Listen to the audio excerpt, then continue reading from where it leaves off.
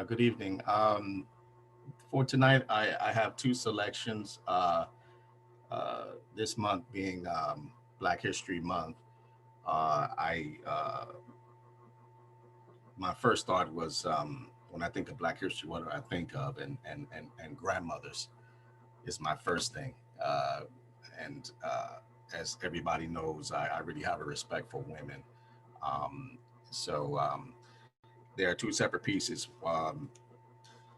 One is called The Tin Windmill, which is based off a poem that I wrote when I was about 12. And it details a gift that my grandmother gave to my mother and subsequently came down to me. So I'll get right into that. The Tin Windmill.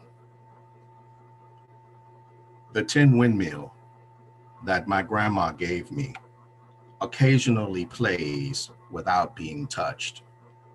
And one time, around midnight, when the windmill played its tune, I walked into the mass of blackness in the living room, unafraid, watched the windmill come alive once more with song unprovoked. Then I danced with Grandma's spirit. Together once more, we waltzed slowly, her in a white gown and I in pajamas and slippers, around the furniture, around the house, forever. And then the windmill stopped. Thank you, and peace for the first one. And then the last piece is called Grandma, which was, I guess, written about 5 years ago. Grandma. I still hear her prayers whispered upon the night winds.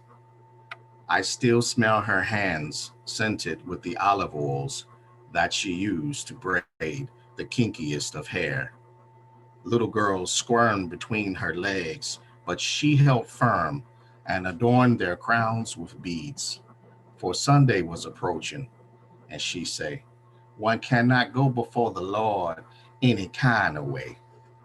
And she say, God speaks through the thunder of storms. So when the rain rolled in, everything was halted within the dark house, and only the cracks and pops of her old bones were heard as she used candlelight to kneel upon unstable and well-worn knees, to pray and to cry, yes, Lord, while in conversation with the Creator. And the young ones remain silent in the knowledge that it is only she that has earned the right to praise and reaffirm his glory in these moments. In the closet, where the burnt orange housecoat still hangs, shag slippers align the floors. Dime store cat glasses and framed ancestors rest on pine wood dressers. Silk scarves used to hide gray hair, rollers, and wigs are placed on the top shelves, and they were the fragrant perfumes besides rose-laden lotions reserved for special times. Sadly, there were no great men in her life. I do not recall them like I recall her, for they rose and fell like tides, but her waters were always calm. Her loving heart was well crafted despite painful memories. She say, do not sit on the laps of men, and do not let them lead you into the fields. For mistrust and misdeeds she grew to forgive, but she did not ever forget. And her tears could be hidden, but still heard and felt in moments of solitude. Wisdom from tougher times was passed down, so there was nothing to be wasted. And as pig feet and llama beans roasted on cast iron ovens, we'd gather sugar cane and cinnamon for the tomato pudding. Fresh poke salad and bitter greens were plucked from the garden and made to taste savory with smoked meats and lemon pepper. There'd be fried liver and wild onions and stews of every kind. And to sustain us in winter, the multicolored quilts of our Cherokee kin kept us warm.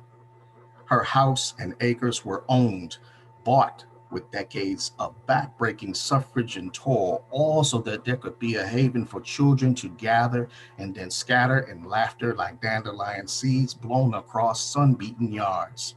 The front porch grants the sanctuary of white wicker chairs, used to escape southern heat that was always felt, even under the moon. And in this serenity, she smiles at me and then slowly rocks into eternity. But I still hear her prayers whispered upon the night winds, and I still smell her hands scented with the olive oils that she used to braid the kinkiest of hair. Thank you.